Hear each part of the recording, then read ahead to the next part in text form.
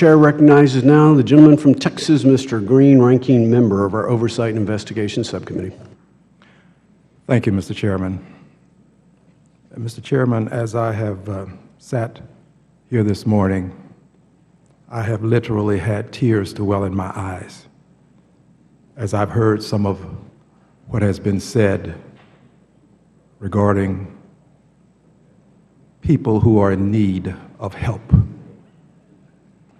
And, Mr. Chairman, I want the record to reflect that I, personal pronoun, will not sit silently by while the tools that are needed to fight invidious discrimination and help those who are in desperate need of assistance are eliminated.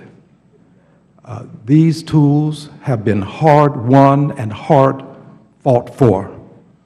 We cannot allow the evisceration of the Fair Housing Initiative program, the decimation of the Housing Trust Fund, and we cannot allow disparate impact to be eliminated.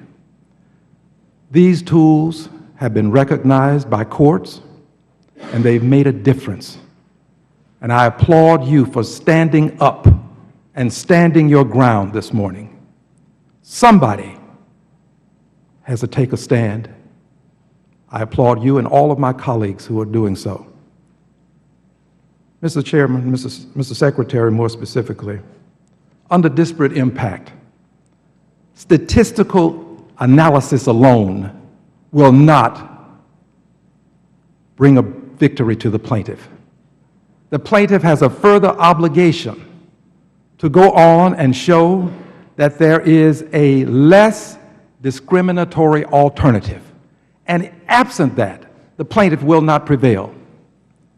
Disparate impact is not a theory. It is a standard that 11 circuit courts have approved. And it bears a methodology by which one who is accused improperly can defend and win. The Fair Housing Initiative program. This is the most efficacious way that we know of to present empirical evidence of invidious discrimination. It is proven to be the best way. If there is another way, I defy someone to show me other than a person just confessing that I am a person who discriminates, which rarely happens, which is why you have the disparate impact standard, because people don't confess.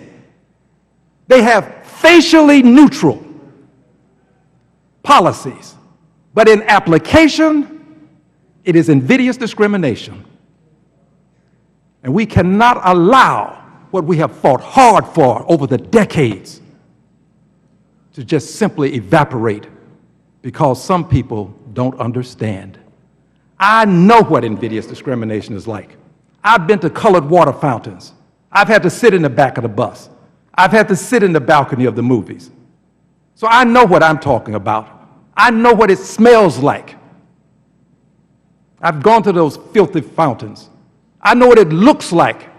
I've had the Klan to protest because of my protestations.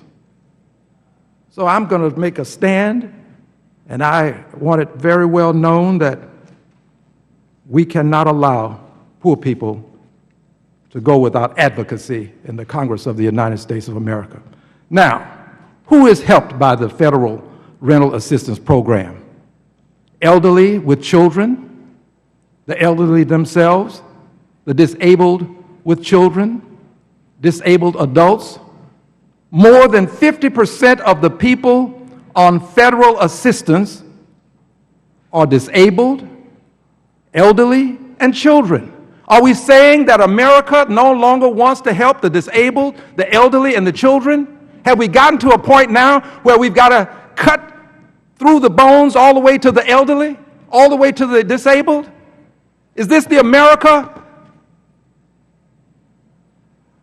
that we have fought hard to create? I stand with you. And I promise you, especially those who are listening who don't have the advocacy that you need in Congress, that there are some among us who will not sit silently by. We will not acquiesce. We will not give our consent. We will fight. Time of the gentleman has expired. The chair